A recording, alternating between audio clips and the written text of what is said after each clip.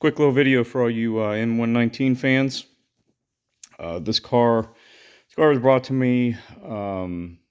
It was at another shop, and this guy's new customer. I've never worked on this car, and he wanted a second opinion because the engine had a really bad knock, and he was just told that it's going to need an engine. So nobody did any real digging around to find it. It was an extremely noisy, loud, nasty knock.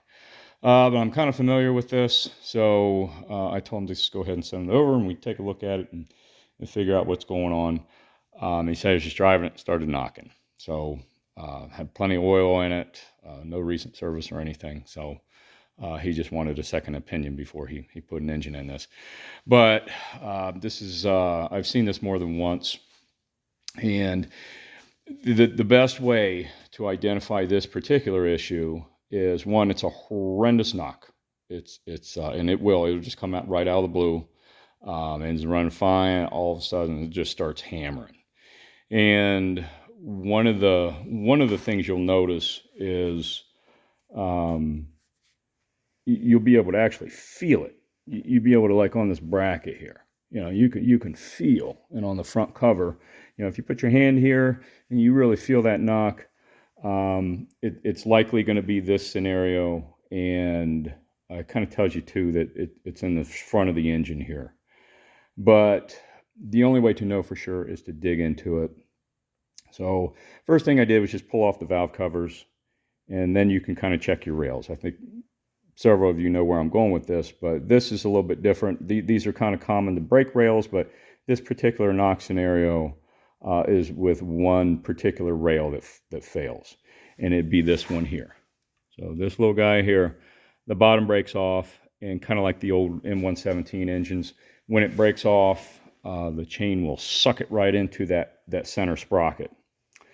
And when it does that, it will wedge, a chunk of that plastic will wedge in, because it's the double row, it'll wedge in there between the teeth, the rows of the teeth on the sprocket, and kind of stick in there and stay there. And as that sprocket runs around, it pushes the chain out away from the sprocket and then hits the front cover.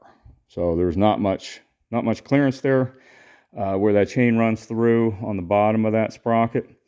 And when it's pushed off like that, that chain, as that piece is coming around, that chain just smacks the front cover. So because I've done this before, what I do is, instead of doing, you don't really know where that piece is stuck in the sprocket, but I use an endoscope, and with the engine, with all the timing and everything still put together, I take my endoscope down and I'll turn that engine over till I get to the point to where I can see that piece that's stuck in.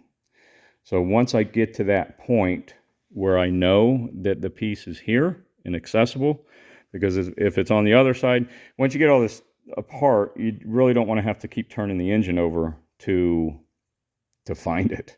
So if you know you're going to access it this way, we're going to replace this rail. We're going to fix this as cost effective.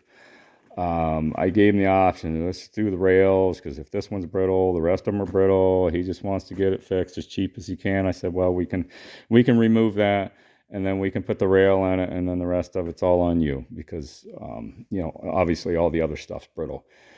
What I do is I get it to where, and it's not going to be your disassembly position.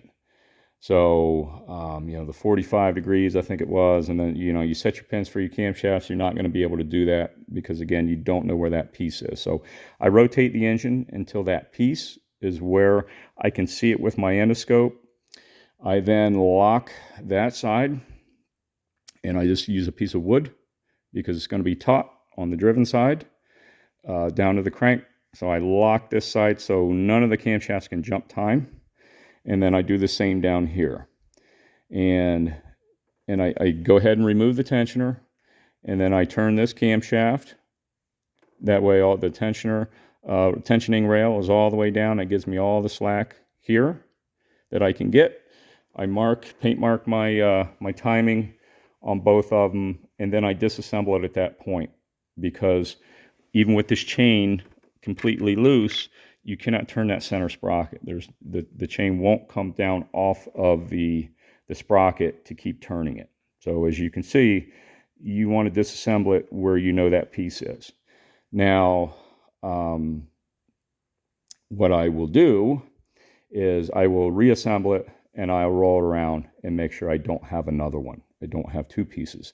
Never seen two pieces, but then again, I'm sure it's possible. And heck, this is only the third time I've had to do this on a 119.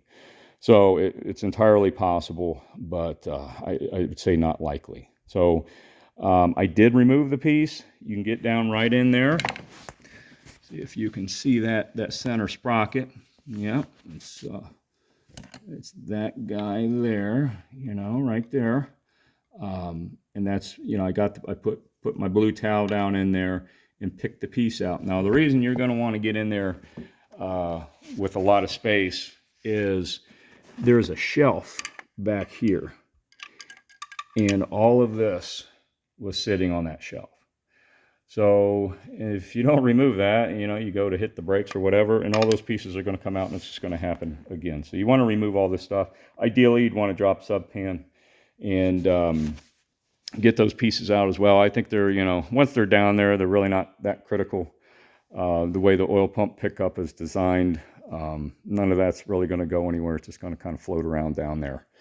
But heavy knock. You would swear it was a rod knock. Bam, bam, bam, bam, bam, bam. And that's that chain hitting the front cover. So if it happens, you want to shut that engine off and get it towed wherever. You don't want to keep running it because that's that chain hitting the front cover. But this is definitely something, if you're going to be, you know, running, if you have one of these and you haven't done your rails, I would say the other rails, they'll just break, and I doubt you'll have a scenario like this. But because I've seen broken rails all over these engines, but this particular rail, when it breaks, sucks it right in there. For whatever reason, it always just lodges a chunk right in between those teeth, gives you a heavy knock. But there you go. So this is totally fixable. It doesn't need an engine. He's just, you know, thrilled as can be that somebody's actually going to fix it instead of just replacing stuff. But that's the, you know, and this is just one of the many things with the M119, which is, I do own one. I got an SL with one, but it's a great engine, but it's not to be driven around a lot, because unless you take care of all these things, you know, and this has already had engine harness and all that stuff, and caps and rotors and all that stuff, it looks like. So, you know, it's just another M119 woe. So hopefully that saves somebody some grief. Take care. Talk to you soon.